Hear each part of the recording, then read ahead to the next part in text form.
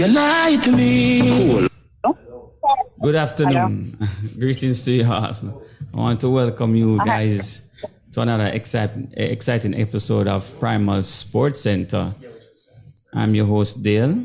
And I'm Kane the Sharp Watson. You don't sound too excited this week. Yes, sound like you're just waking up, man. Yes. Yeah, but you know, the show must go on, and we have a jam-packed show this week. We want to big up all the listeners out there on the Primal 4K app, YouTube, Facebook, and Fit FM 96.7 in Trelawney.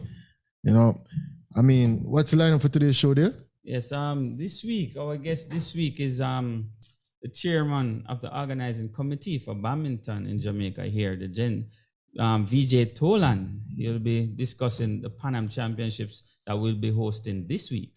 Also, we're speaking with track and field analyst and commentator Hubert Lawrence. Recently back from the Carifta game over in Bahamas, so he'll join us in about 15 minutes time to discuss the world of athletics and what happened over there in Carifta. We know Hubert is quite averse in track and field, and track and field season is buzzing. We had the champs, as I said, and then Carifta games. We see a lot of athletes open their accounts all over the world. We have some elite performance athletes open their account, I think, today. So, I mean, track and field is on the rise and coming up. And we'd like to hear from Hubert, you know, his take on the upcoming season plus what went on over the past couple of weeks. Yes. And also we know we have big things in Badminton here in Jamaica. We'll be hosting the Panam games. Panam is big. It's the biggest thing regional we can attend because after the Caribbean side of the world, we have the Caribbean, then we have the Latin America, and then we have CSC, and then you have the Panams, which includes everybody this section of the world. So it is the biggest basically the Americas, this side of the world. So South Americans, North Americans, Central Americans, the Caribbean. So we have the likes of Brazil and Argentina and all these top racket sports countries will be here to represent. I want to hear more of our chances and who will be representing Jamaica. So in a few minutes from now, we have the chairman committee, VJ Tolan, will break that down for us. So before that, we'll break down some basketball. Yes. As we speak, the NBA playoffs kicked off today, midday, with the 76ers defeating Brooklyn Nets. Brooklyn Nets, Brooklyn Nets. I think that will be a sweep. Yes, yes. I thought it would be a little bit more competitive today, but they got blown out. First match, I guess they will go back to the drawing board and try to break down matchups and stuff like that. But as you say, it's a sweep. I think it's maybe 4-1. Yeah, I think the quality of Philly is way higher than Brooklyn Nets. I don't really agree that the quality of Philly is that higher, but no, it's higher than Nets. I don't think they're going anywhere. Yes. Because I, for one, don't rate the coach highly. I think Harden is a bit overrated. Embiid, he's playing good basketball. Enough people have him as the MVP. So even to speak more on that, I mean, who would you give MVP of the regular season? Well, as you said a while ago, Embiid, Joel Embiid is not over. Well, slightly overrated, slightly, but he's going to win the MVP for the 2022-2023 NBA season because of his late performances and with he was running up against the likes of Giannis and Jokic, Antetokounmpo and Jokic. Well, you can pronounce that name. But Jokic, you know, I can never pronounce that name, and I don't even try. But Giannis, but Jokic the Greek freak, me, fell out of the race when he took those last games off, the last 6 games off, while Embiid, you know, had some great performances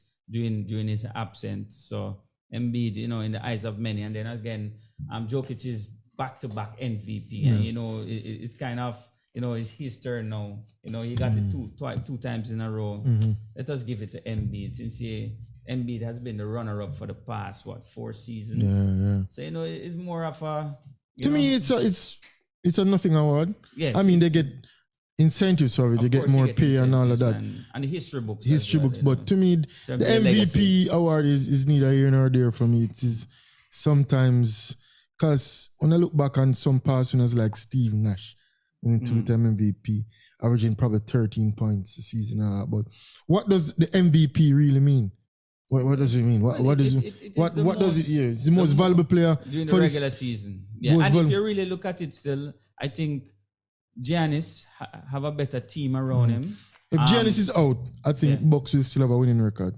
Exactly my point. If Embiid is out, do you think Philly have a winning record? No chance. If Jokic is out, you think Denver have a winning record? I don't think Denver will have a winning record. Well, I think Denver is a more rounded team. And I think that even in picking these awards, sometimes we are prisoners of the moment because it's a long season, an 82-game season from start to finish.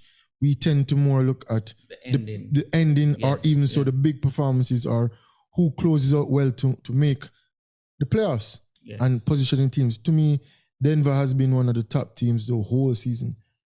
And the high level of play that Jokic displayed from the start of the season right short. Jokic is a banker. To me, Jokic is the biggest banker out there. In terms of quality, I'm producing night in, night out. Points, rebounds, assists. He averaged 9.9 assists. So he's 0.1 away from averaging a triple-double for the season. So he is a big that second in rebounding. He's up there in assists. He scores buckets. And, he produces night in, night out. Embiid has had some big performances, especially in the last part of the season, and to get Philly in position. But to me, even the latter part of the season, Denver already qualified. Denver is probably one of the first teams to clinch with Milwaukee Bucks. So he sat out the tail end of the season. But for me, the most valuable player on any one team is Nikola Jokic. Because Harden led the league in assists. He plays on the same team as Embiid, who led the lead in scoring. Yes. So Embiid scores a lot from free throws and James Harden assisting. Yes. Jokic plays the whole. He is the glue, the middle factor. All right, here's the next thing that he's the X factor for that team. That only X factor. He does everything on the court. Yes, you're looking at one side though, because Embiid is a by far a better defender. So a lot of people looking at even the defensive side, I think, when they're choosing the shot MVP blocking this year, because Embiid is a much better defender. He impacts the game. But does defense really play in the NBA in the regular season? Of course.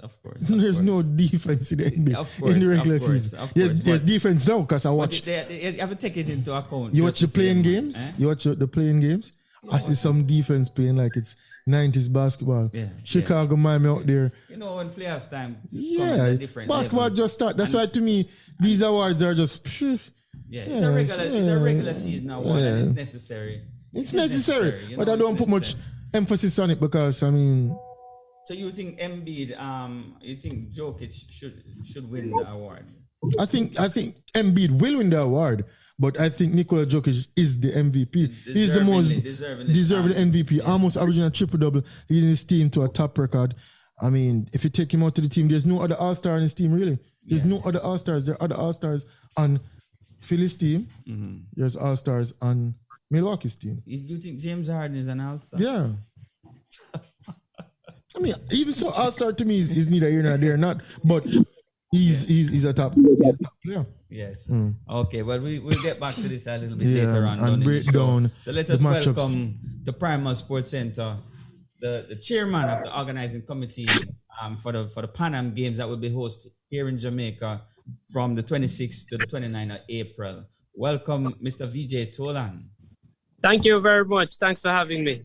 Yeah, we see it there in the background. That's GC Foster. Yeah, this is GC Foster. So we're preparing the venue. The Pan American Badminton training camp starts here tomorrow morning. So put it on our final touches. Almost I thought you were away because that setup in the background look international. Like a guys. No, we're at the GC Foster College, man, in Spanish Town. Yeah, we used to GC Foster. Did they renovate the place or something? It looked totally different right there in the background. Yeah, well, they did some touching up for the tournament. They actually still have some work finishing up at the back. And they actually did some work on their beach volleyball court because that's where we'll be hosting the Air Badminton Championships. Nice. So some upgrades, certainly. Yeah, because as we say in Jamaica, the background look bossy. Yeah, man. It look like it have an international feel. Because I've seen... That's the plan. I've been to a couple international tournaments and that indoor facility looks ready to go come April 26th to 29th. Yeah, man. So tell us a roundup of the teams. How many teams are you expecting at this championship?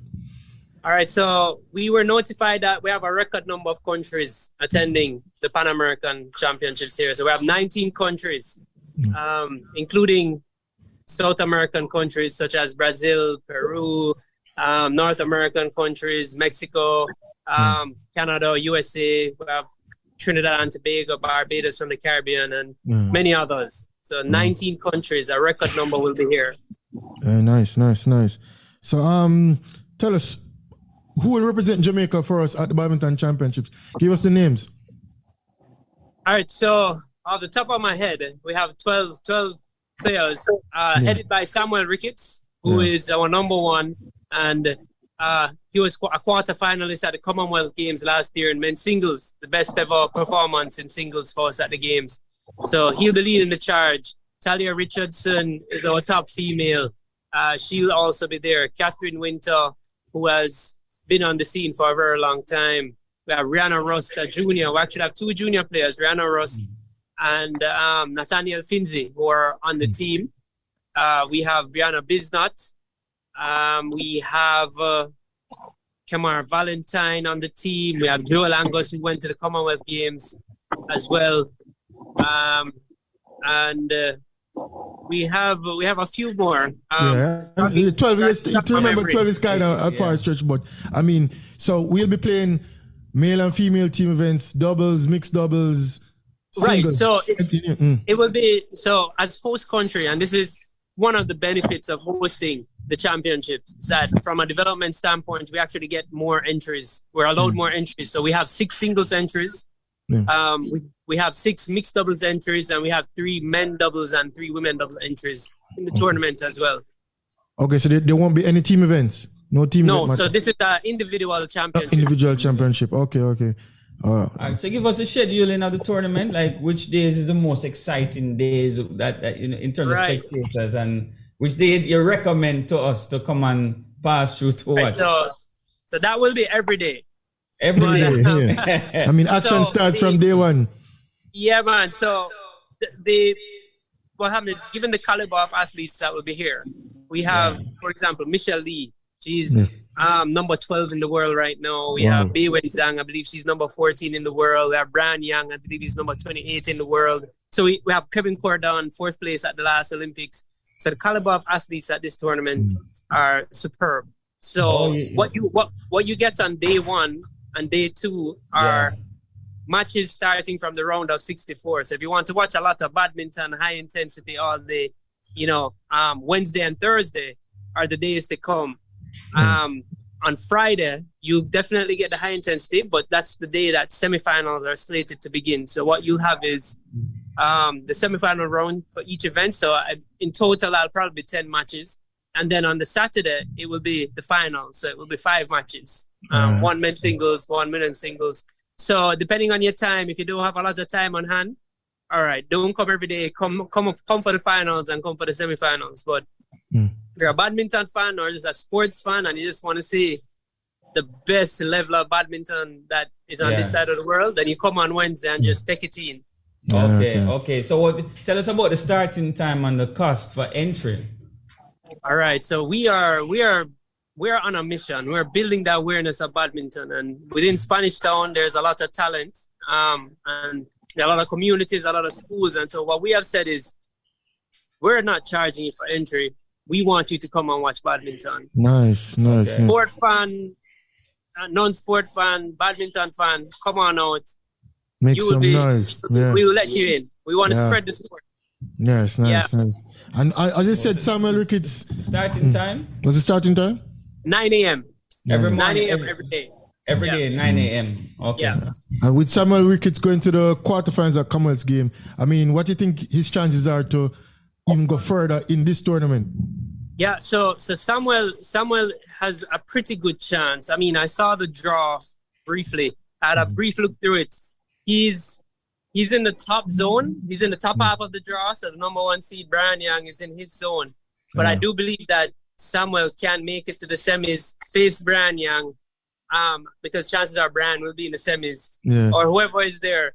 And that is Samuel, he has the tools to make it to the finals of this tournament. So once he's in shape, which we know he's training very hard, once he has the home crowd support behind him, then we think we can see some fireworks from him. So we're very hopeful and optimistic that he will do us proud. Okay, and on the female side? So on the female side, Talia will be driving that for us. She's on an Olympic pathway. Her results in international competitions have been improving. Our best hope for her is that she'll go as far as the round of 16. But from my brief look, and I'll have to just reconfirm, I know she's in the top half, so we're hoping that she gets a good draw, which will afford her the opportunity to go further in the competition and build up her ranking points. Okay, so the tournament will start with the singles event. Well, I'm not quite sure if the tournament begins with the singles event. The final schedule is being completed today. Okay. But what we do know is that men's singles and women's singles, because of the size of the draw, we have about 100, almost 140 athletes coming here. Wow. So both singles events and the mixed doubles events begin from the round of 64. So it is likely that a singles event will start the competition. Yes. That is world class. Man. For some world class performance. It's a big deal. Yes. And we're on home court, and the crowd will be buzzing, and I hope we fill up the stands and make a lot of noise for our Jamaican athletes. Yeah, this is first time we're having top class, top 20, top 10 players coming to Jamaica to play badminton. Yeah, definitely. I think the first time in a very long time.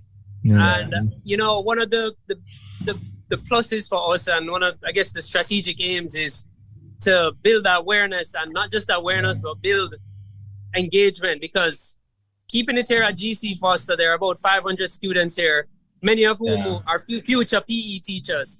So our hope is that when they see badminton at the highest level, see the intensity, the agility, the adrenaline, that once the tournament is over, they say, hey, we're signing up for these courses that you're offering to us because we want to become badminton coaches and we want to carry badminton to schools when we become PE teachers. So that's our ultimate objective from this tournament, among many others.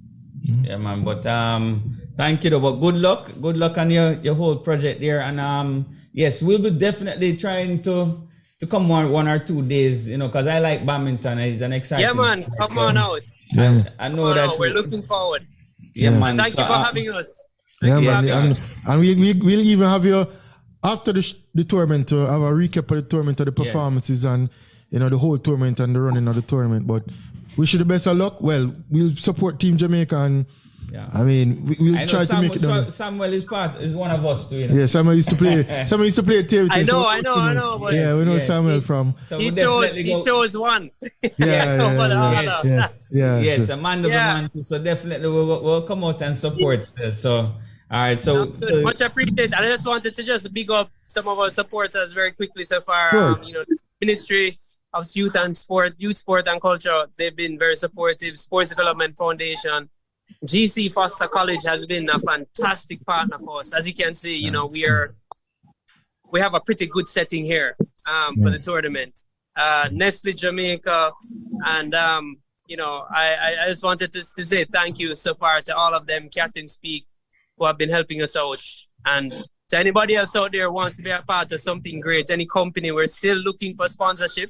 So feel free to reach out to me, because this will be awesome for Jamaica and be awesome for your company. So thanks, guys. Yeah, man. Thank you. Welcome, VJ Tolan there, the organizing chairman. Badminton Association. Big things going on there in badminton, All right, so let us welcome now right away the analyst, the commentator.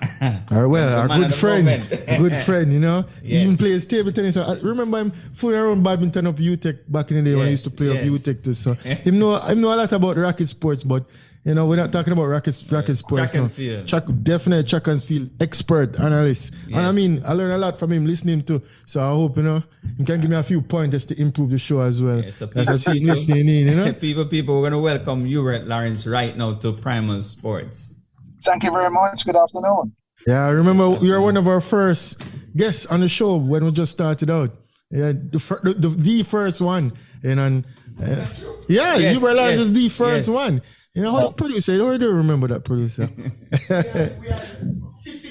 Yes. Hubert was the first one, and then Stephen Hilton was the second. Yeah, I think so, but you know. Yes. So I got so big early. Yeah. Yes. So I guess we kick off things with track and field with the Carifta Games. How was the performance of Jamaica at the Carifta Games? And I speak to you from Samuel Ricketts' town, Mandeville. Yeah. From the funeral for Elmer Smith, the state track and field patriarch. Yeah. The Carifta Games are good. Well hosted. Everybody know about the games. Signs all over the place if you're driving in traffic. Everything on that side of the hosting was great. From a Jamaican perspective, 78 medals, almost 40 gold medals. So a big performance across the Bahamas of the 3 days. You heard all the noise about the officiating. Not quite up to snuff in some respects. Similar to Champs, actually, where we had some issues at Champs with herds and people knocked over by stuff. And so, but at good championships, I think still valuable for youngsters to get a chance to compete for their countries overseas for the first time. So obvious glitches that you can't paper over, but still valuable for the Jamaican young track and field athletes. Yeah. The performer of the championship for the Jamaican contingent. Who do you say is the top performer?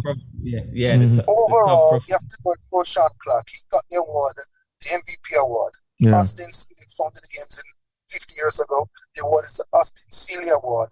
Roshan Clark, at that moment, 49.92. He was Camperdown last year, Swept Track Club this year. That's the second time in Carifta history under 50 seconds. And at that time, the fastest time by an under 20 boy in the 4 hurdles in the world.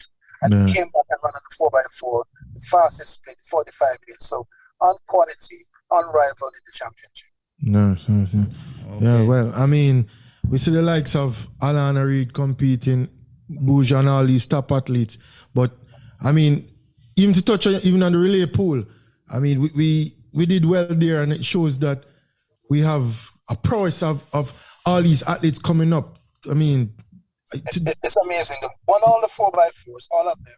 That's under 20 boys, under 17 boys, and the same for the girls. That's 4 out of 4. In the 4x1s, a couple of disqualifications. Crossed the line first in 3 of them, and second in another one.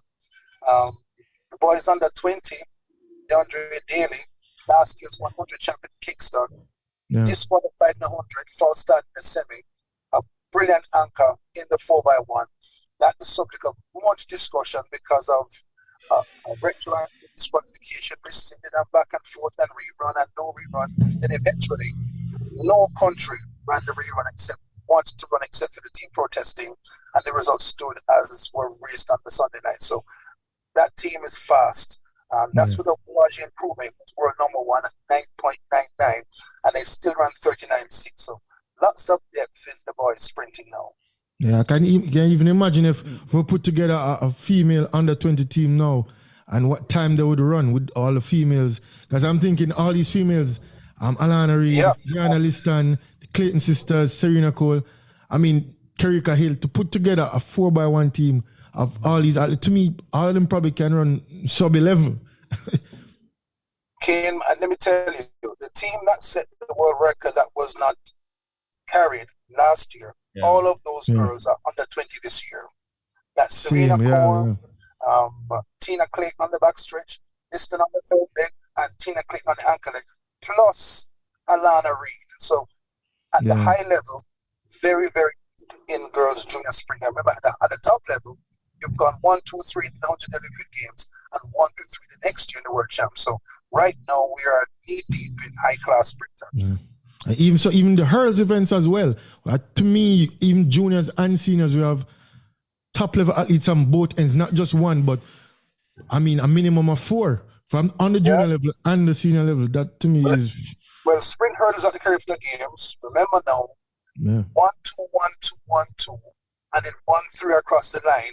Later on, a retroactive, a controversial retroactive disqualification for the Mario Prince who won the race of the day.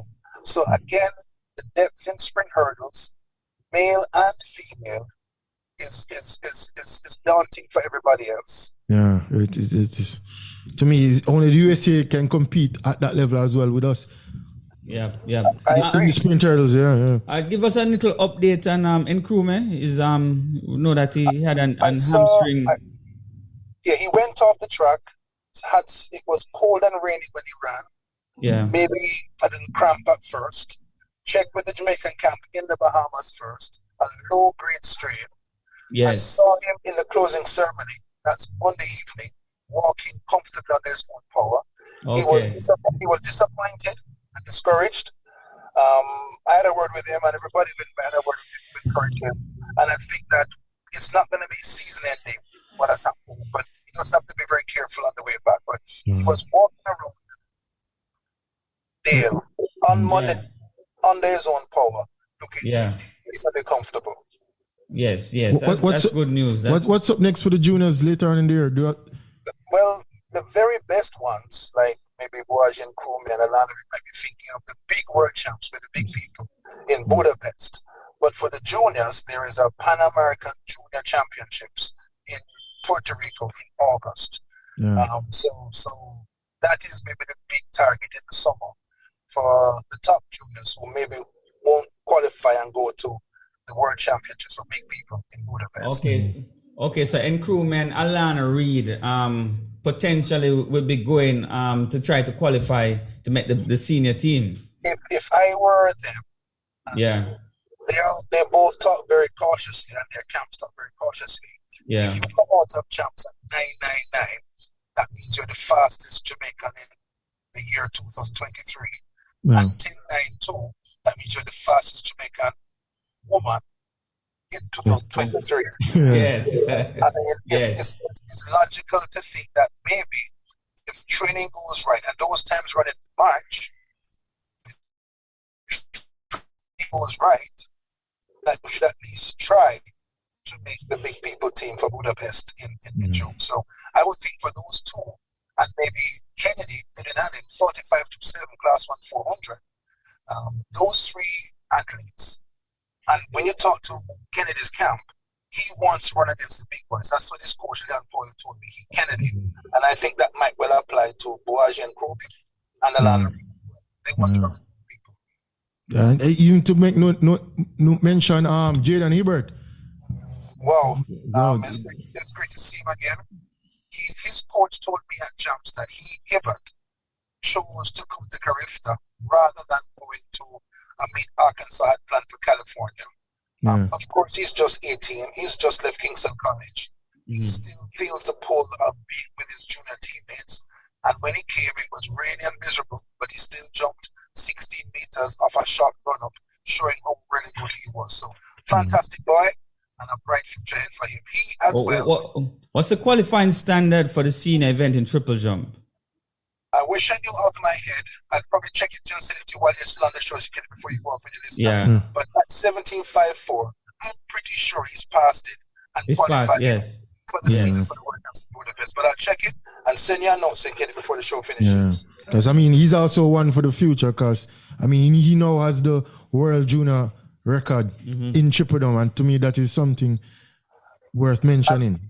And when you talk to him, fantastic young man. He's already on the Dean's list for academic work at Arkansas. Calls his coach, Mr. Jeremy. The list of the jumps coach at Kingston. He's still respected. Still has his feet on the ground. So a fantastic prospect for the future. Maybe he's even more of a prospect now than maybe at 17.54. Yeah. We definitely want to look out for it. Even in the jumps, we're doing well in the jumps as well. I see Kerry McLeod and Wayne Pinnock doing well on the NCAA circuit. I take note of the mostly more of the KC guys, but they're doing well there in NCAA. It's a big country. But to be fair to you though, Coach DeLissa has done a fabulous job with the jumpers at KC and heading at it. Akila Smith is at Texas, she's heading at it. She came second indoor NCAA championships. And Coach Alyssa is really doing a wonderful job at KC. So, I'll tell you about Mr. For now, you're excused. Yeah. I mean, they're winning on the circuit, so we take note of the winners on the NCAA circuit. The list have been around for quite some time now. You know, I think he can probably take over from Mr. Lewis. Yep. Kevin Lewis, fantastic guy as well. KC. Drums coach. Yeah. And now Delissa has taken up the challenge, taken the baton. Yeah, man. And I think, and when you talk to Coach Jeremy, he is thinking, yes, of championships and Carifta, but also thinking of getting jumpers in every final at the World Juniors, at the Olympic Games, and at the World Camp. So, and when all the coaches trust him, no matter what school they go to. If he's on duty for Jamaica, no coach has a problem with their athlete taking advice from Jeremy Delissa. He's a top man. Yeah, well experienced. Coming out a good camp there done by KC. You know, so tell us more. Now we'll move on to the seniors. Tell us what's going on in terms of our senior athletes.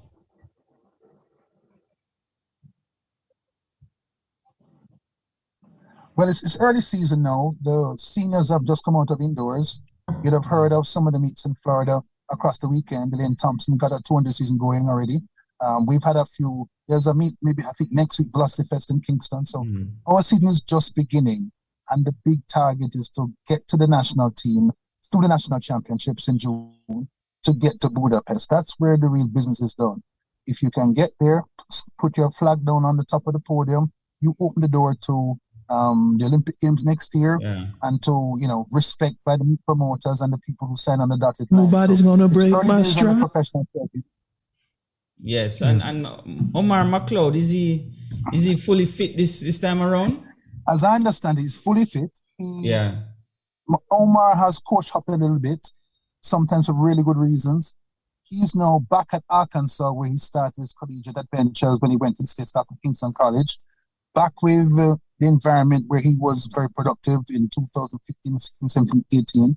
And he has run a couple of races indoors and looks quite good. He's such a talented young man. Such an accomplished man. He's the best sprint hurdler in Jamaican track history. No one else has world indoors, world outdoors, and Olympic Games in history. He's the fastest man ever, 12.90. No, he just needs to get himself back on track, get back to basics, get back to being Omar McLeod, and take care of business. And when you think that you have, I just saw Ronald Levy at the Kiliman Smith funeral. Yeah, he was injured last year. Olympic bronze, injured last year. Yeah. Hansi Parchment bumped into on the track circuit. He's Olympic champion, former world silver, former Olympic bronze. This is what Jamaica has to work with. It's brilliant. And the youngsters. The Sportsman of the Year last year. Yes. And, exactly. Broadbell. Commonwealth champion, had a great late season run, semis in the World Championships, but sub 13, and that's what you're working with. And there's no sprint hurdles relay. So once you miss the top 3 for the Olympic Games, it's tough, world champs without the reigning world champion. Once you miss the top 3, unless you win the Diamond League and it's before the World Championship. So, and even on the female side, but a great crew of young hurdlers and hold on. Yeah. I want to one more. Mr. Bloomfield. Anderson, formerly of Vertec. Yeah.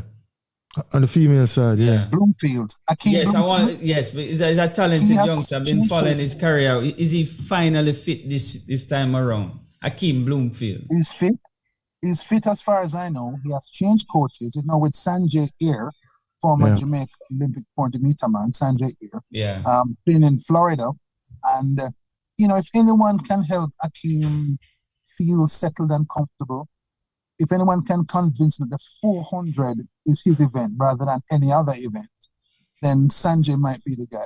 Sanjay was also, as a youngster, good at 200 and 400 and chose the 400. So maybe that's one of the right people who could say to Akeem, we call him Zoom, who could say to Zoom, listen, the 400 is yours. You've got the speed, you've got the leg length, you've got the leg stride.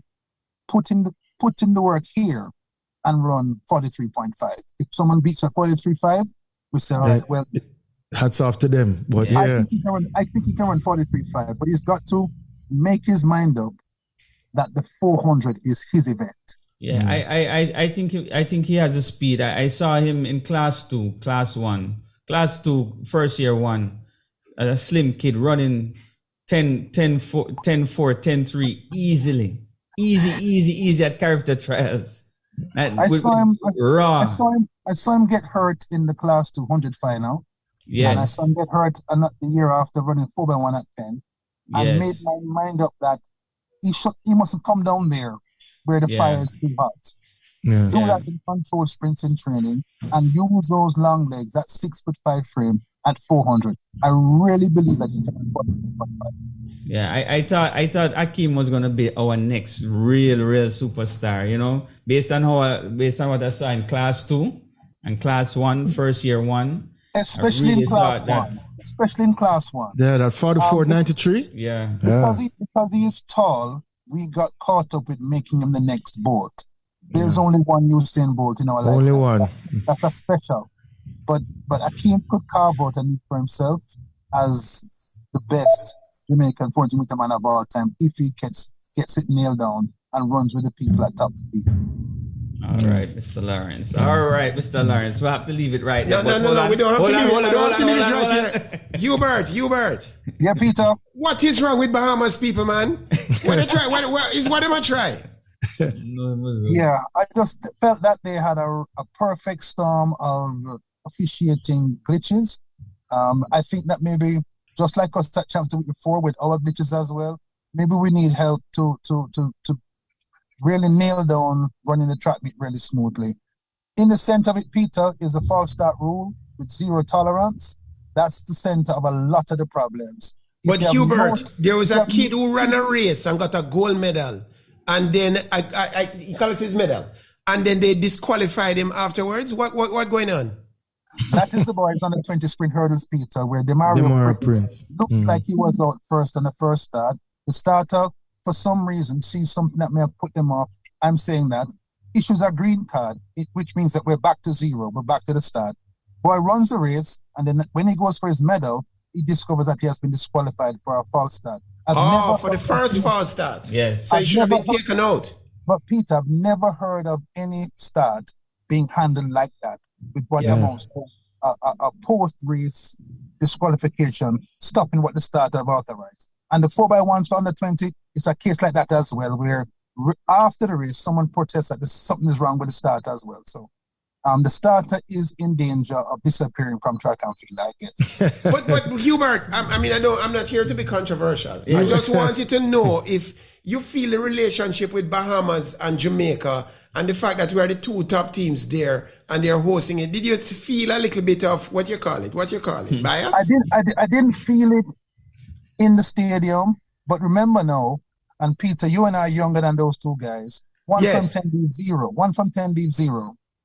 So that is part of Caribbean history where there is a sense that we feel that we are better than everybody else, and sometimes that may be below the surface. But had the rules been followed carefully in all these cases, had the false start would not been as stringent with 0 tolerance, we wouldn't have had these problems. So I'm an advocate of changing the false start rule. I can hear it based on yes. Okay. Yeah. All right. Yes, but thank you again, Hubert, for coming on. Yeah, man. Oh, you're welcome. 1 week. Hubert, thanks for coming on. And I remember you when you were guest number 1, we had like 15 listeners. And I went and checked, 15 viewers, and I went and checked, and we have 25,715. So we're a little bit more than the original 15, eh? Congratulations, guys. Lots of pride and hard work. All right, and many thanks to you too, Hubert. We'll see you later on in the year. All the best. Take care. We know we can get you to and see you later on in the year when track and field heats up again. Definitely. And when you get so much retirement, I'll be watching TT as well. All right, so we'll see you soon, Hubert. All right, thanks, Lawrence. All right, guys, it's time for sports commentary. Reach midway point, him just couldn't wait for be controversial, Yeah. No. What to say? Greetings, all viewers. I saw the other day, sorry to make you guys uncomfortable, but the Jamaica Table Tennis Association is in for a little bit of a stew. Peter, what do you mean uncomfortable? All right, no, we won't bring that up. But what I saw is that an Olympic hopeful girl, she's apparently our best Olympic prospect, female prospect, Olympic player.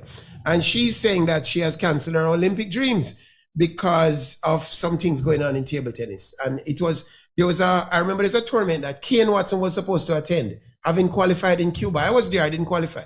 But Kane Watson qualified and he did not go. And still he soldiered on. And I saw that what's her name? This young Salisha was unable to, she's decided to stop playing. Her new name was Olympic Salisha. No, Olympic hopeful. They refer to as Olympic hopeful. Anyway, we're going to stick to table tennis, but let me not be so parochial and move on in table tennis. Fan Jin-dong won the tournament in Xinjiang. What a tournament. It is possibly the highest level of table tennis I have seen. And the quality was extremely high. But I want to point out 2 performers. One of them was Mr. Lin Yonju, the silent assassin from Taiwan. Lin Yonju sorted out Quadriarona in a fashion that I've never seen him play as well. And then, to make matters worse, he went and played the greatest of all time, Ma Long, and did the same thing. He sorted him out. Lin Yonju is a real threat.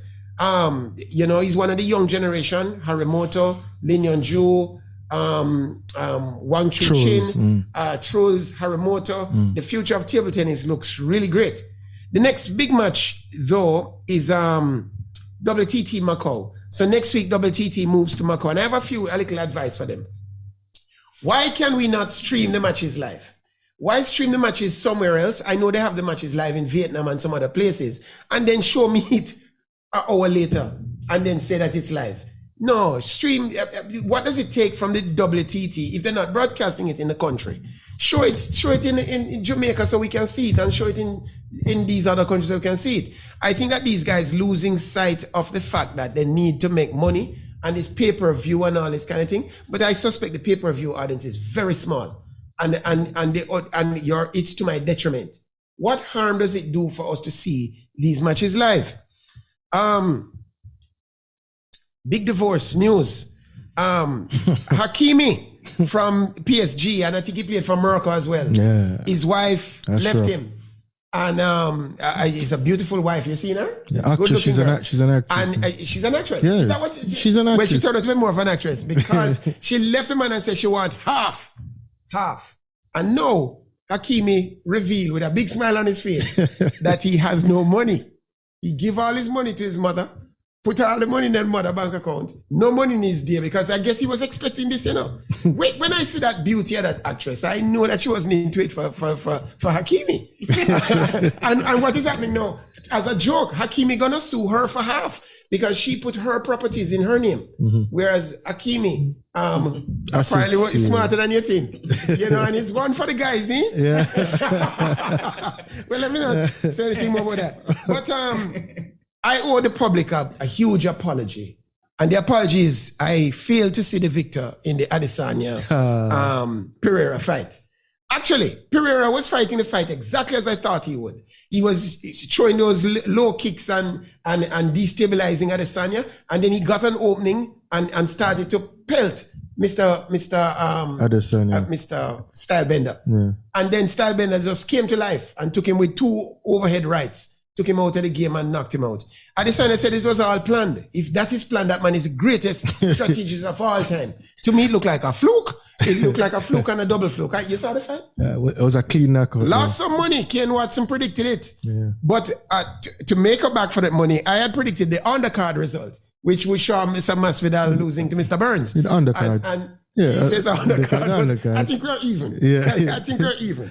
The next big fight coming up, is going to be Aljamain Sterling, who, even though he talks like a Jamaican, walks like a Jamaican, sounds like a Jamaican, they will not say he's a Jamaican. Have you seen Aljamain? Until he loses. When he loses, he'll probably be a Jamaican. But he's going to fight, who is Aljamain fighting against? Henry Cejudo. But I think it's a mismatch. Cejudo was never a big fighter to me. Like a short Mexican-looking guy. I don't see him winning. But the other news is that the return of what's his name again? Oliveira has been postponed because Oliveira has sustained an injury. Oliveira was to fight Darush, which I think Oliveira would have won. But Oliveira, is taking his time to come back. So I'm rather disappointed. But those of us who are boxing fans, can't be disappointed next week. The big fight is finally here. Tank will go up against Ryan Garcia. I flip-flop. I must admit. I cannot. I flip-flop. I cannot decide who will win it. I watch Ryan work out. I watch Tank work out. I can't make up my mind who's going to win. But for now, my money's on Tank. I think that Tank, at the end of the day, is a little bit tougher on the receiving end. They're both going to dish out punishment. I think Tank is going to be receiving end. What say you? Garcia for the win. You say Garcia. You? I'll probably go with you this time. I think Tank. I've been in. Listen, they like to go against the Schwab. I tell you, they never learn. When it comes to fighting, I think that I give myself the edge. However, Jamaica. The other day I was driving and I'm almost done driving behind a beryllium truck, and I suddenly got very nervous. And then I went up to Sovereign Center to go buy some groceries. And I got very nervous. There's another beryllium truck collecting money. And I mean, the life experience in Jamaica, I'm very nervous nowadays, with the spate of attacks. Jamaica has become not a safe feeling place. When it's not scamming and armed robbery, it's frauding. The frauding has gotten out of hand. I see Mr. Pandui complaining about millions of dollars being frauded by employees. The same thing is happening in banks all over Jamaica. I don't know what's going on. And with the armed robberies now, they're taking the very cash machine out of the wall. It's like the Wild West. They're shooting up armored vehicles like in those movies that we watch and so on. I propose that we need to form some kind of ministry to handle security for the entire nation. And we could probably call it the Ministry of National Security to take care of security issues. Because we want to feel, and then we could have somebody at the top of that ministry. We could call him the Minister of National Security. And he would be the person who would make sure that we feel secure as Jamaicans in our thing. Because you can't have sports without feeling safe, gentlemen. And Jamaica has become a very dangerous place indeed. That sports commentary. What say you? I'm guessing we do have a ministry of security here in Jamaica. I tell you, boy, never shot on controversy. Do remember now the phone lines are open? 1-876-552-7406. Repeat that again. That's 1-876-552-7406, and that's via WhatsApp only. Yeah. But I'm going with Garcia. I guess you guys going with Tank. Yes. I mean, you guys like to go against the Shrub, but Peter won the undercard last week, but the main fight, when it comes to prime time and the style bender did it in style. Yeah, but yeah. Back to NBA. Yes, we'll go back to NBA. Speak a little about NBA, and funny enough, I wanted to note as well, 3 out of the top 4 scorers not in the NBA playoffs. What do you attest to that? It's more of a team sport now, and I think winning the scoring title is very few people accomplish that award of winning the scoring title and also winning a championship, which is MJ did it and a couple other people did it. But Shea a little bit too selfish. Alexander from OKC. Canadian. Too much iso ball for me. Luka Doncic the same thing. Too much iso ball. I don't think from Western Conference finals last year to being out of the playoffs this year. Yeah, and Dame Lillard, Portland not making it. Same thing. And I think one of the things with the Mavericks team is when they got rid of Finney Smith, a good defender, wing defender, and they Spencer Dinwiddie. Spencer Dinwiddie, who's a good point guard. They lost Brunson to New York. They didn't sign Brunson. Brunson got a big contract to go play for the Knicks. Knicks in the playoffs. Playing all-star type basketball. And they brought in Kyrie Irving. And not many pieces around him as well. And at that point, they were, 4th in the West when they brought in Kyrie, and then they end up falling out of the top 10. I'm a big fan of Luka Doncic and rooting for him straight throughout the season. You can look back on previous episodes. So to me, him not making the playoffs is a disappointment. He's definitely a star. Big disappointment. Definitely fun to watch, but to miss out the likes of all these. But don't you think that Luka have to change his game though? A bit. He's starting to look A bit like James Harden. No, I think he needs better pieces around him. Better pieces. Who's the players on name the players on Dallas side? I think apart from Kyrie. I think Luke have an attitude problem that he has to change. I was complaining to the refs. Yeah. I think LeBron I don't think stars. LeBron always complain. Yeah, but LeBron have a different demeanor. His own body language is different. I mean, Luka look like a complainer, LeBron is a big complainer to me. No, not. LeBron is a complainer. Luka is different. Luka look a little bit more selfish, and I don't think any superstar is willing to play with Luka at this point. Yeah, I think any superstar would play with Luka until he changes his attitude. No, I think any star was like Kyrie searching because nobody wants Kyrie. So Kyrie in the problem is not Luka. No, what I'm saying is that Kyrie's there as a superstar. So you're telling me last year Luka made it all the way to the Western Conference and then flip side this year, and his attitude is the problem. His attitude straight through. No, his attitude has been a problem for more than 3 seasons now. That is why the coach left. Rick Carlisle. Yeah, that's why he left. Jason Kidd is also might be on his way out as well, because Luka is one of those players that don't take talking to, don't take telling, we should say. Yeah. But, you see that? You think that? Of course I think that. I don't think that. He plays his own way. He's always complaining. I think if he doesn't change his attitude, he's going to be left alone. I don't think any stars. Luka will bounce back. Luka will win an MVP. Luka will win an NBA title. What's his kid name that's playing for Wizards now? Former New York Knicks player. Playing for Wizards. European guy. Porzingis.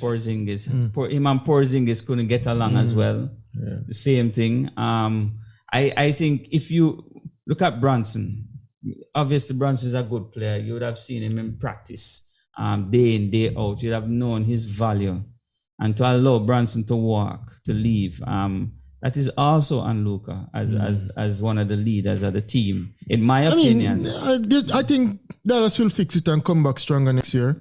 We'll fix it. Yeah, Dallas will fix it and come back next year. So you think Kyrie is going to sign and stay? I don't know about that, but either which way. But currently constructed, you think Dallas with this current this roster? No, they have to make some changes. So which superstar is going to leave to come and play with a complainer like Luka? Superstars stay by themselves. He needs better role players. So you just need. Last year they made it to the Western Conference final with Luka and a supporting cast. So Luka once Brunson.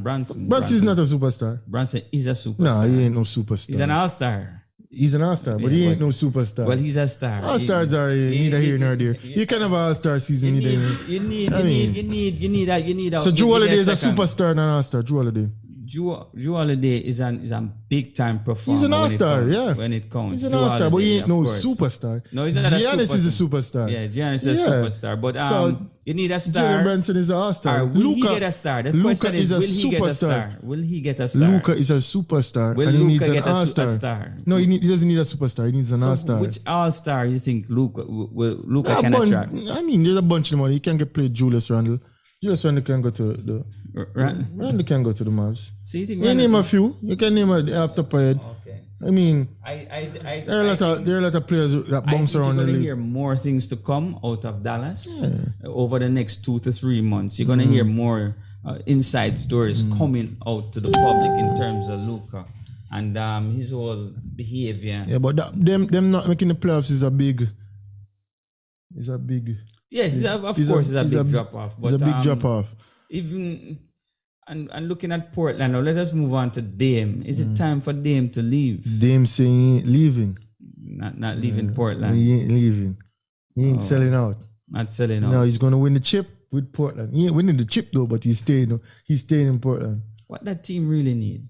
But Dame being so undersized. I don't even think prayers can help them. I don't know what they need. Yeah, because Dame being a superstar and undersized, that you need a lot more wing players to help him out and defenders. But even so, we're talking too much about who missing out. Let's talk about who is in. Let's look at the matchups. Who do you think is the biggest matchup now in the first round for the playoffs? In the first round? Because to me, on the east side, everything is straightforward. Philly's going to beat Brooklyn Nets. The Bucks going to beat who's in the 8th spot? Miami. We have New York up against Cleveland. I think Cleveland will win. And Next seed will be... Hold on, slow down. The Bucks won't beat Miami. You mean like 4? Is that be a close series? No, 4-1. 4-1? 4-1. I think Giannis as a non-shooting superstar, I think he's going to struggle against Miami. That's my prediction. He's going to cream Miami. He's going to have a field day with Miami. Giannis is going to struggle against Miami. I think Miami is going to make the series a little bit more competitive than people think. 4-1. 4-1. I said 4-3, 4-2. 4-1. They're lucky if they get one. And Giannis is going to play bully ball and have a field day. Miami's small. He's going to have a field day with Bam Adebayo and company. Philly is going to have a field day with Brooklyn. Yes. Cleveland is going to beat the Knicks. And the next seed is... Oh, so you're writing off the Knicks, Knicks against Cleveland? Knicks is like Dallas Cowboys. So you're writing off the Knicks chance. Against... Knicks not going anywhere. So your prediction is that Cleveland will win tonight? Cleveland probably win the series 4-1. 4-1. I'm and the next series I'm missing out. New York. Who am I missing out now in the East? Atlanta versus Boston. Boston's going to win that. Yeah, Boston is winning. They're playing now. Actually, they're playing now. The first round matchup for the East is Cleveland, New York. Yes, that is the closest one, and I think Cleveland will still win 4-1. So the first round match is I'm going with New York against Cleveland. You're going with New York. I like when you go against the trouble. You guys always go against the trouble. Cleveland is a good team, but they're not that good. They're not that good, but the Knicks ain't going anywhere. Yeah, the Knicks. Sad to say to you, Knicks fans out there, from the Patrick Ewing days, New York Knicks ain't going nowhere. Yeah, I'm going with Brunson and to win the series. Yeah, and the boys. I'm going with Brunson and the boys. Brunson, Randall, and a defensive coach and a defensive Josh Hart quickly and all those guys. Straightforward. To me, the East is straightforward. And the West now, we see some interesting matchups from, all of them, if you ask me. I think Jokic will get the better of Timberwolves. But the Timberwolves to me is a lengthy team. The average size of each man is probably like 6'5", 6'6". They have height all over the court, so there's always a matchup for them.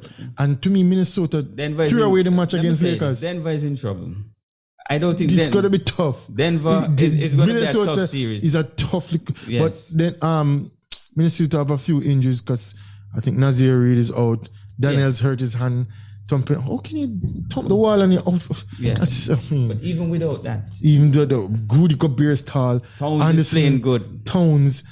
Anthony Edwards not doing good on the offensive end, but in playing scrappy, getting rebounds. Mike Conley is playing. Yeah. Mike Conley is stepping up playoffs. I think this is going to be. I think this is one of the biggest matchup in the world. Yeah. So don't call it. So you're saying it's going to be an upset. It is so possible. I can't call it. It is possible, but I'm going with Denver Nuggets. I'm going with Denver. Jokic MVP. Jokic for me is going to pull it off, but it's going to be tough. I think if once Jamal is back to home, that all-star kind of once Jamal play good, I think Denver will win. Yeah. But I'm telling you, this series is going to go right. And I think Michael Porter Jr. is an X factor. Yes, he's underrated. Kind of silent. He can get buckets. But he can get buckets. Aaron Porter big time player as well. Aaron Gordon is scrappy. Jamal Murray, but I think Denver Nuggets will win that series. The next matchup is we have Kings and Warriors. Match playing tonight. Yeah, that's a tough matchup. Yes, I'm going with the Warriors. Everybody will go with the Warriors. But the Kings playing good basketball, good team basketball. They're young. Sabonis, D Fox. And De'Aaron Fox is, when it comes to the fourth quarter, is leading the league in scoring. So they have a closer. They have some young talent. What's his name? Barnes. He's still their veteran. Young talent former Warriors. Yeah. Former Warrior. But I'm going with the Dubs. We have Lakers, Grizzlies. And wait, we can't skip out the Dubs. No, the Dubs. You're going with Warriors. Yeah, I'm going with the Warriors. You going with the Kings? No, Kings don't play defense, so I'll go with the Warriors. Yeah. I will go with the Warriors. Experience. Kings don't play defense. There's going to be a high-scoring game. All right, so the next up will be Lakers, Grizzlies. I'm going with the Grizzlies. They're gonna have a field day with the Lakers. You think so? I think they're going 4-1. Anthony Davis have to come up big. I don't think he's... You don't think him can... He can, but... Mr. Glass. Grizzlies don't have any height in the paint, do you know? But they have a rim protector in Jarrett Jackson. Lead the league in blocks. He might get defensive player of the year as well, Jared Jackson. But the big man, what's his name? That guy from that fish movie, that Aquaman. Stephen Adams. Yeah, Stephen Adams.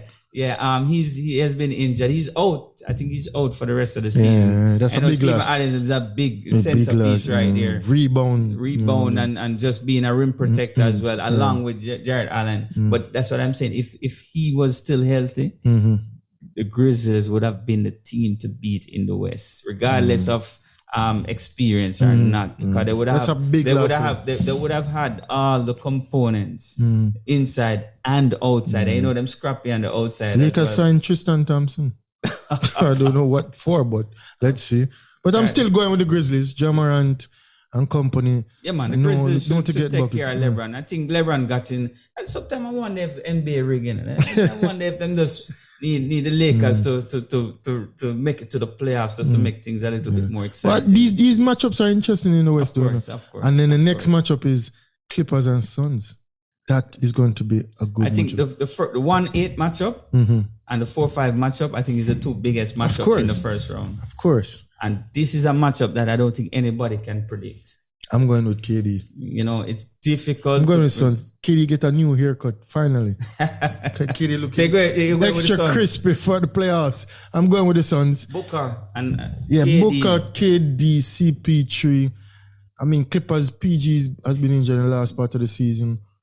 Kawhi Leonard is a big-time player, though. Big-time player. But so I'm going with CP3 will be back?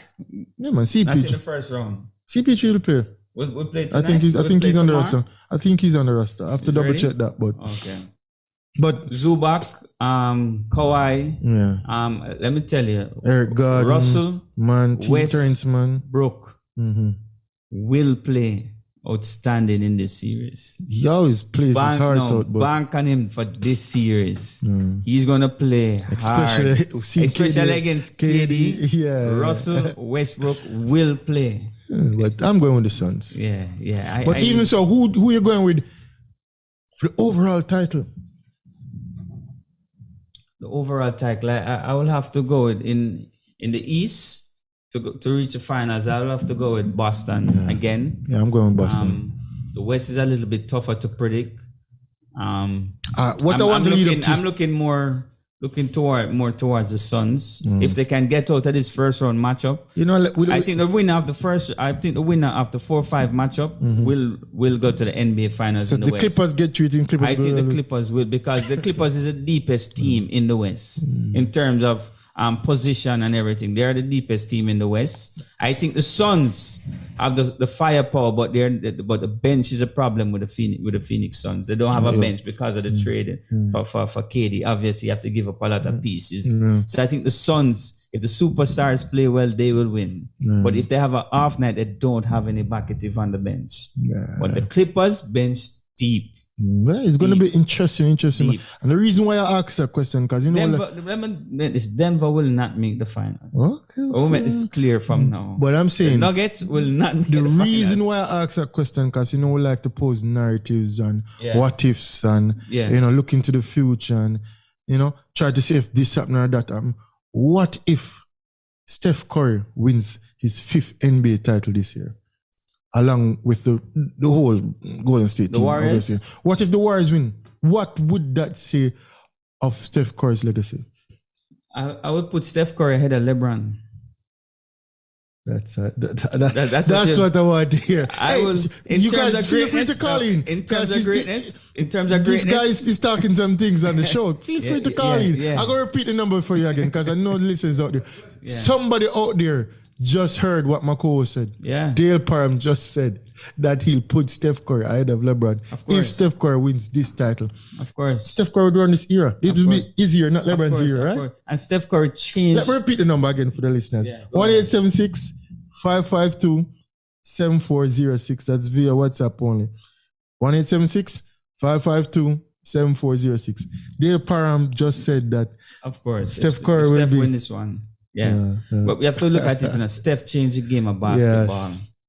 in terms of impact and basketball. Steph is already dining with the big boys, but if Steph wins this title, somebody have to move it to the top 10. And I don't know who. I have to realign my list. But if Steph Curry win this title this year, I don't want to be a prisoner at the moment, but just looking at it, seeing what he's faced with, I mean, to come back and to win this year. You saw what Steph Curry did in the 2016 season, the year when they broke the record, 23-9. They lost in the finals though. But you saw that regular season. Yeah. Unstoppable. Unstoppable. Unanimous MVP. Listen, unstoppable. It's just that he had a small injury in the finals, and certain mishaps happened in the finals. The Steph Curry career is one that should come on all a Netflix series or something. Of course. ESPN 60 for 60 or whatever, 30 for 30. I mean, because his career trajectory, nobody expected him to be this good. Yeah. Even this late in his career. Impactful. Having everybody, listen, everybody's shooting threes. Little people don't know I was Steph Curry before Steph Curry. That's all I do when I play basketball and shoot threes. Yeah. You know this? Yes, everybody be like, yo, you can't go to... I said, why? I mean, I can shoot the three. Why not shoot the three and I get 3 points? You get 2. If you get 2 and I get 3, I'm ahead of you. But that's a good question. That's a good question. Yeah, what if? Then the next question is, what if Lakers win the NBA? They're in the playoffs, so they have a chance.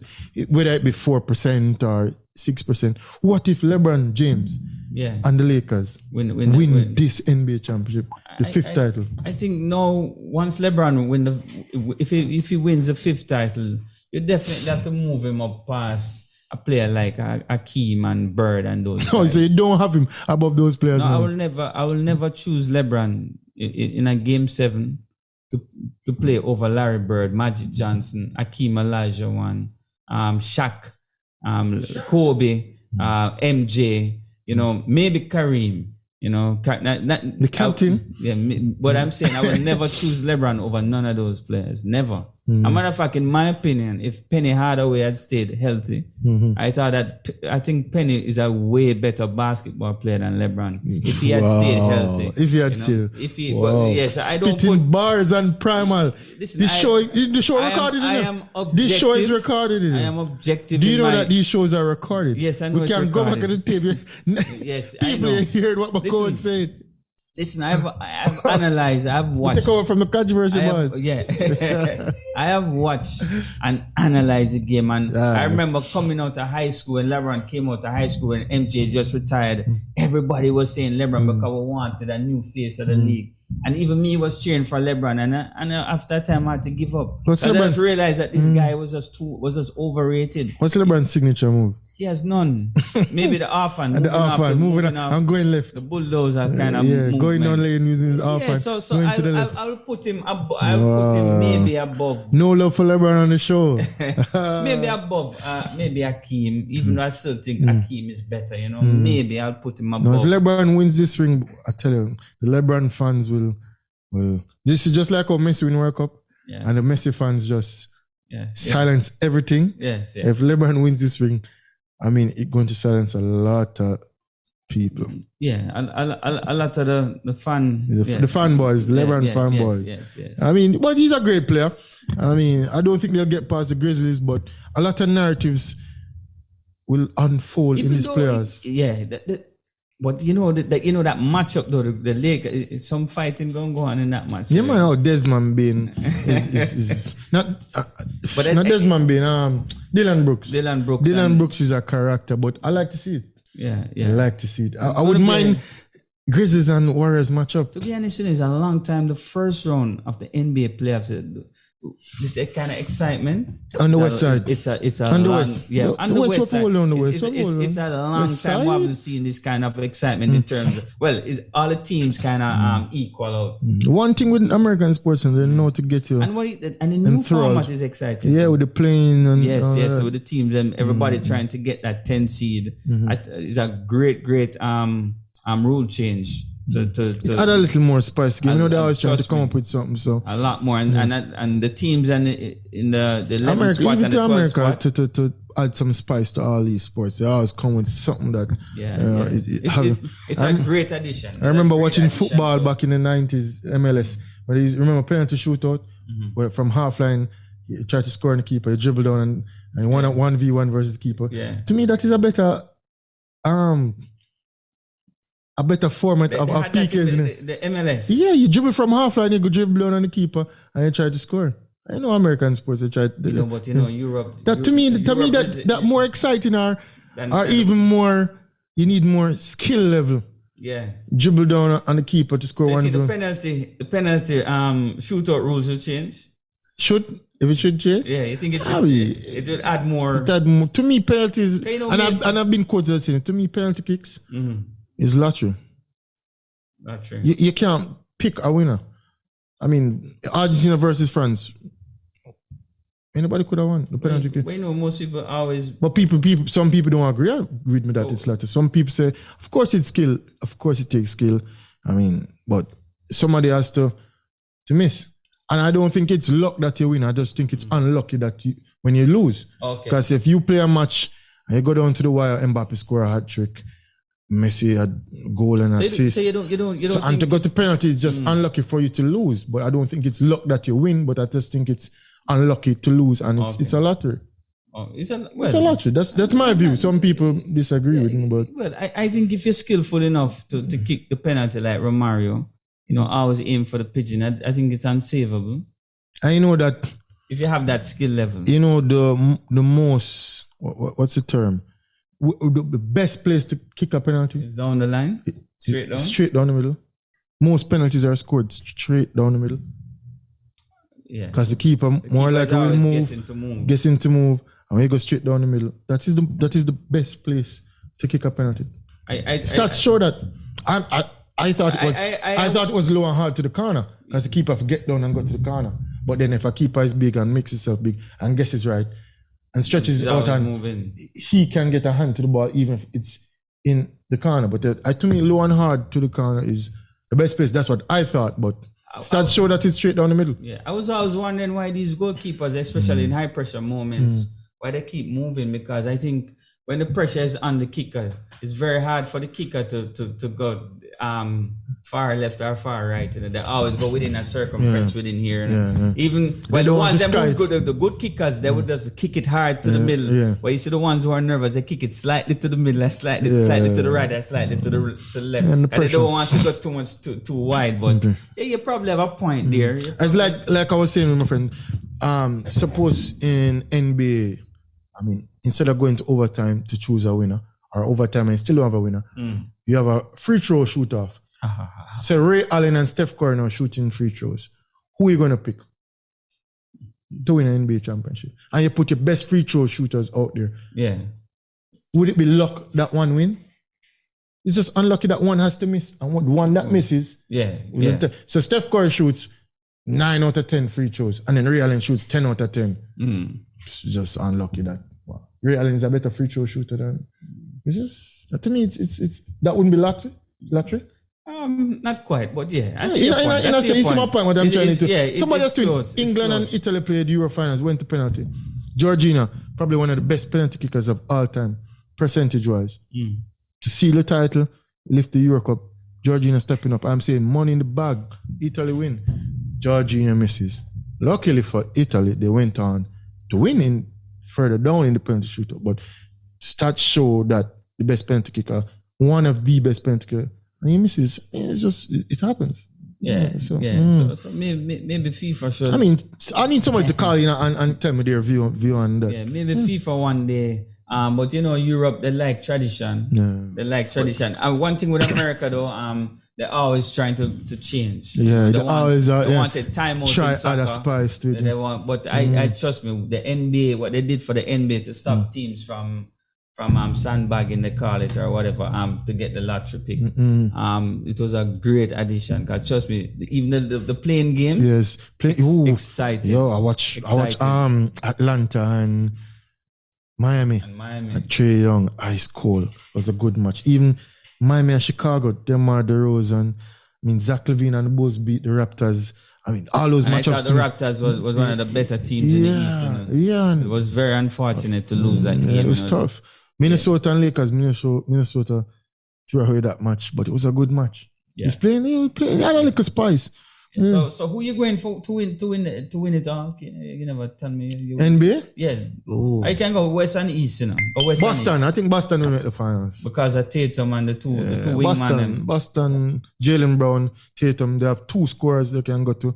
All for the experience, Marcus Smart, chippy, defensive player. Yeah. I mean, they have a good bench. Derek White, Brogdon, Pritchard. Williams. Robert Williams. So, and they have a deep bench. And they play defense. Yeah. They play defense. So Boston to go back-to-back finals. Boston to go back-to-back finals. On the west side, it's tough. Oh, it's tough. But I got to go with the Dubs. I got to go with the Warriors. That's what I've been asking. I got to go with the Warriors. I'm looking at the matchups. I got to go. But they have to stay healthy. 3-6, so that means they will play the winner of two Grizzlies and Lakers. Yeah. Okay, and so Grizzlies Denver ain't making the finals. Denver versus the Suns. The Suns are the Clippers. Denver. I have Suns going through, so it would be Nuggets versus the Suns. Yeah. And Grizzlies versus the Warriors. I have Warriors beating the Grizzlies, and I have Suns beating Denver. So it would be Suns versus Warriors, and Steph versus KD. And you know when it comes to clutch, who are you going with, KD or Steph? Steph versus KD. Yeah. Warriors versus the Suns. Yeah. CP3, KD, D-Book versus Clay. Curry always abuse CP3 there. All right. Yeah, Curry have the better matchup against Clay Thompson going to show up. Draymond Green, chippy. I was going to be out there. So it's going to be a tough. On the bench, Jordan Poole. They have Vincenzo, Kuminga. I mean, Lamb. Looney. They have bodies. I mean, yeah. As I said before, the Suns, them undersized. Yeah, and the bench. Underman, they have no bench. When Jordan Poole come off the bench and lighten it up, I mean... Well, it's going to be an exciting thing. So I have Warriors versus Suns in the Western Conference Finals. I have the Bucks versus Boston. So I think that the Bucks... Yeah. I mean, the Celtics will make it through. Warriors will make it through. Who's healthy at the time? We revisit this because you have to stay healthy. And wow, that's going to be a tough matchup. Yeah. Exciting playoffs. But what if Warriors, Steph Curry wins the 5th ring? Yeah, I have to squeeze him in the 10. I have to squeeze him in the top 10. Yeah. Warriors go all the way. Well, it's a handful of people that ever change a sport. You know? It's just a handful. Yeah. We know MJ had people playing his style. We know the hook shot, and then we have Steph Curry. Shaq changed the game. Shaq is the most dominant player ever in NBA. Yeah. So it's Shaq made him have to change the rules. Yeah, Curry is definitely one. I don't know how you have him out of the 10 still, but the 10 is tough. Yeah, the 10 is tough. I still have Akeem then. Akeem Olajuwon. Yeah, who are going to take out to the 10? Yeah, who are going? Bill Russell. As I say, I can't take out Bill Russell. No, Bill Russell not in my 10. No, Amanda wins 11 rings. But anyway, I think LeBron is maybe 8, 9. So. When the time comes, we're taking LeBron out. All right, we'll touch on some football now. All right. Well, before we go into the Champions League and the Premier League, Europa League, touch on Jamaica. And the Gold Cup draw. We're in the group of USA, Nicaragua, and one more team to be added to that group. They have a playoff group that's coming up. So it'll be a minor team, so-called minor team, but USA, Jamaica, Nicaragua, and one other team to be named later on. So what about the squad itself? Did they name a squad? No, the squad is not named yet. The squad is not named as really hoping to see Whisper in that squad. I sure hope so. Hoping to see the young man in that squad. I'm also hoping. My favorite local player. My favorite already. Who's that? I hope that he obviously Mr. Marshall. Who? Alex Marshall? Yes, man. My favorite football. Hello, good afternoon. Welcome to Primal Sports. I couldn't be Optimus Prime. Yeah. What's the sporting topic for the day? I will side with you with this one. I'm going with Golden State. All the way? You're going to go... State, but I'm going to state this time. To go all the way? Yeah, all the way. Well, I have them going to the finals. I mean, finals going to be tough. It's so healthy still, but I have them going to the finals. From early, I said that Golden State will make it to the playoffs. Yeah. For some reason, they're fine. They know what they were doing. They know who they wanted to match up against. They're playing poorly on the road, though. They're playing poorly on the road, but I think when come playoffs, and even so, I think the Warriors are a good defensive team, and they don't get enough credit for the defense they play, and their defense turns into quick offense. They know when to fix it. Yeah, the defense turns into quick. They must turn on the switch. The last championship that they won, but that team was all like organized. Yeah. They were coming back off a lot of injuries. And Wrote them off. And they played as a team. Yeah. Nobody expected them to win. Steph Curry with a shot. Yeah, you can't rule out Steph on the dubs, but it's going.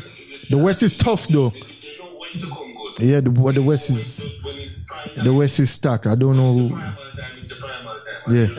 Yeah. They will have an off season the whole entire time.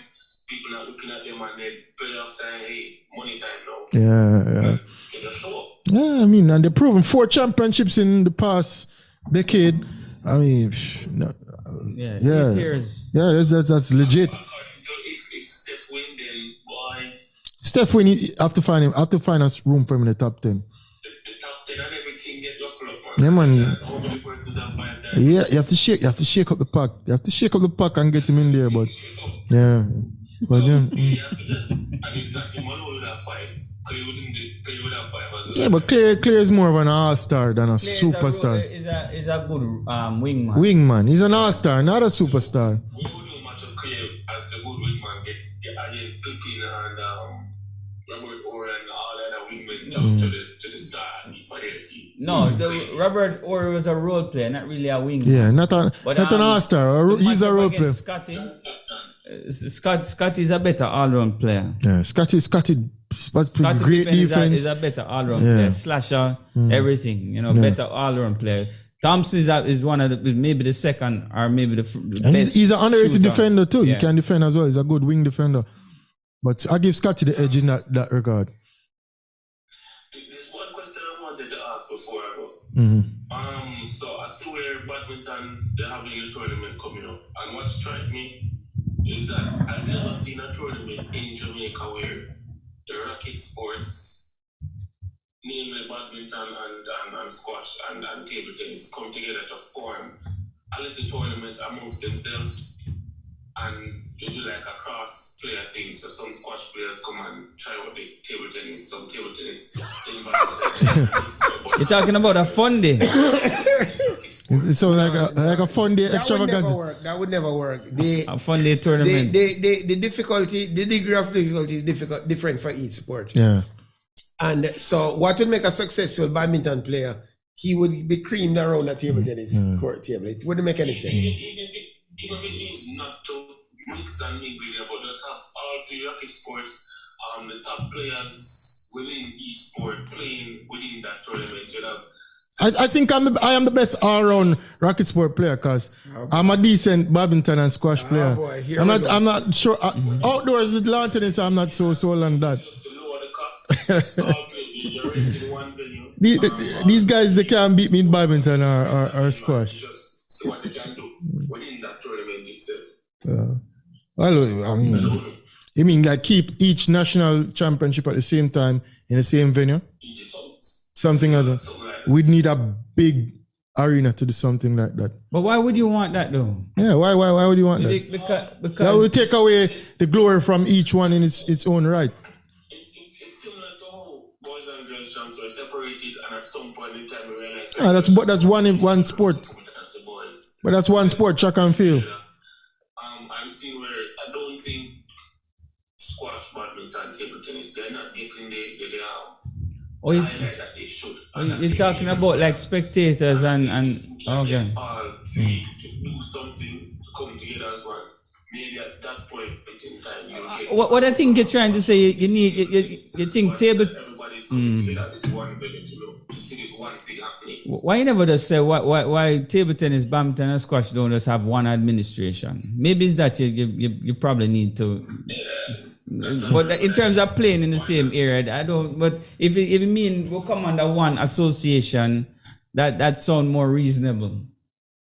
First, have one administration that govern the three sports. And then see how things pan out after that. Yeah. Because obviously badminton is having success that table tennis is not having, and squash is not having. I'm not too certain about that, though.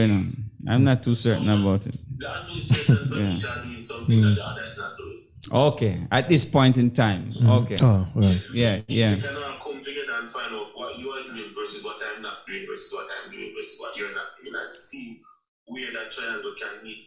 Then I think it can. I don't think it's natural that we cooperate, Carla, it's not natural for us to cooperate, We compete for the same dollar, We compete for the same sponsor. We compete for the same playing areas. I remember one time we couldn't get a place to put table tennis because badminton had gobbled up all the spaces. So it's natural that we compete. You like what you like, I like what I like, and we compete. So we're not going to work together. And I want to tell you, lawn tennis is a different set of people than table tennis. Yeah. Lawn tennis people uptown and they have a steak and kidney pudding. And no, I'm just telling you that they drive Range Rovers. They drive Range Rovers and they get picked up for school and the kids go to Hillel. It's lawn tennis. Table tennis is you drop a man off a Waterhouse and the next man over by what name? Where baby Sham come from? Sherlock. It's just, I don't know how that say that again? Oh, essentially a new song slipped you. I was waiting for you to do. What's a new song? I haven't, to be honest with you, I think she's playing around too much with hip hop and hip hoppers. And I don't really think she's doing genuine reggae and dancehall music, to be honest with you. I see her attending a lot of awards and trying out a lot of new outfits, but where's the music? We got into it for the music, and I don't think she's focusing on music. I see her hobnobbing with Kanye and all these other people. Yeah. But I think she need to come back here and do one or two songs with Taurus Riley and these kind of people and get back to basics, Shensia. Shensia, get back. Before I go to two things, I'm really waiting to see what the coach and the admin JSS does about selecting the team for the World Cup. They have a good group. If they can get by, I think they can do something against USC. They can do a little damage if they go out there and play organized football. I don't see no organizing in this football. The two matches in Jamaica, I only saw a bright spark from Whisper. I wasn't impressed with the Mexico match. We got two accidental goals. I thought they were accidents, including the own goal, etc. Bobby Reid scored a good goal. But Bobby Reid scored something. If Bobby Reid live another 100 years, I don't see him kicking that ball like that again. No, Bobby Reid it was a magnificent goal. Bobby Reid. But having said that, just one quick thing.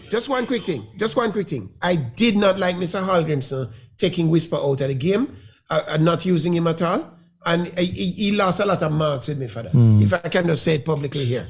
Yeah. Well, yeah, he's out injured. So let's see if he can recover in time. And I think Whisper should get this opportunity. This is the Gold Cup. They'll leave him out of Mexico. Who's out injured? Who's Leon? out injured? You mean Leon? Leon Bailey? Bailey. Yeah, I think he's injured. Yeah, ankle, I think again.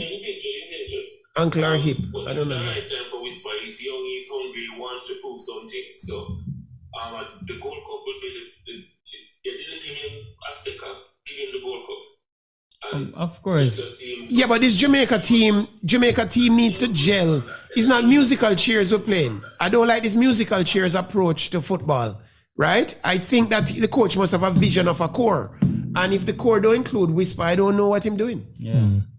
And then if beyond football, Whisper gonna bring a lot of...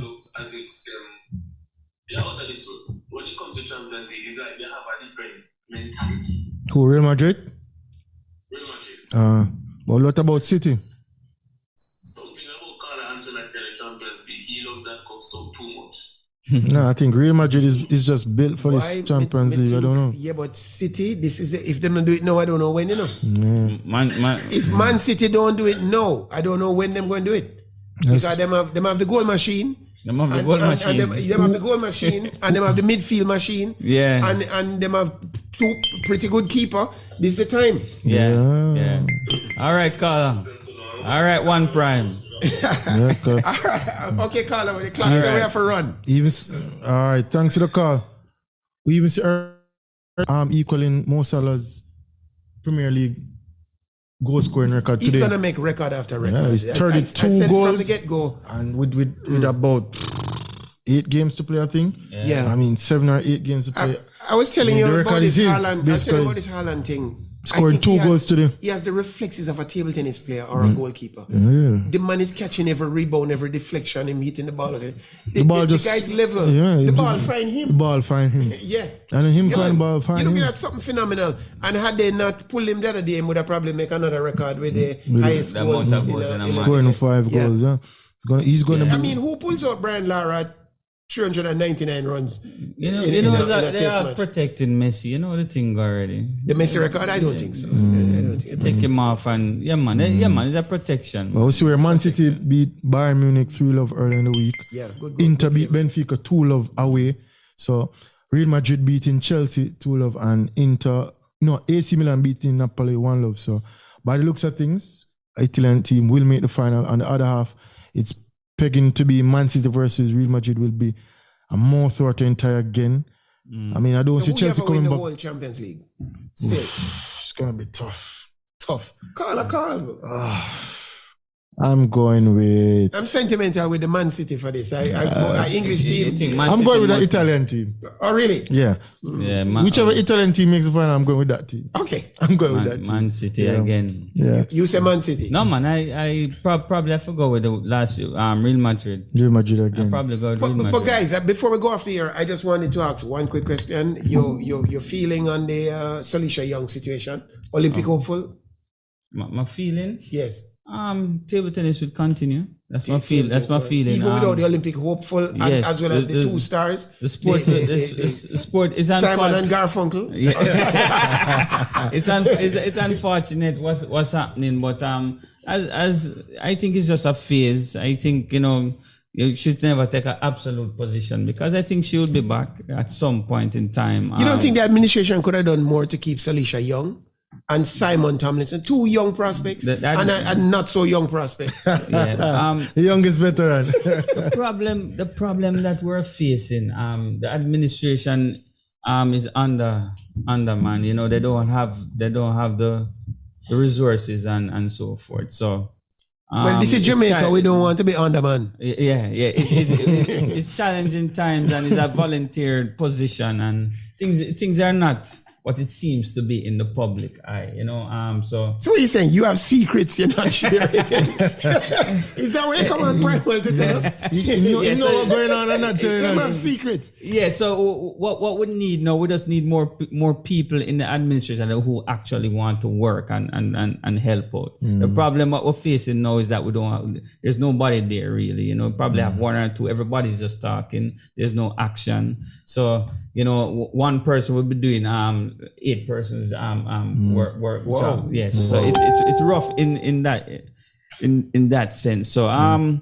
it is what it is. So we can just hope that more people can come on board. Or is it that they're gonna take some people off the board? Well, you probably have to take some off. I hear there's a meeting that took place the other day. To be honest with you, they should take a lot of them off and get people who actually want to work and contribute to the sport. That's the problem. The sport have too much talkers and nobody who want to really work. And when you get into the position and you say, wow, is this method? Them step aside.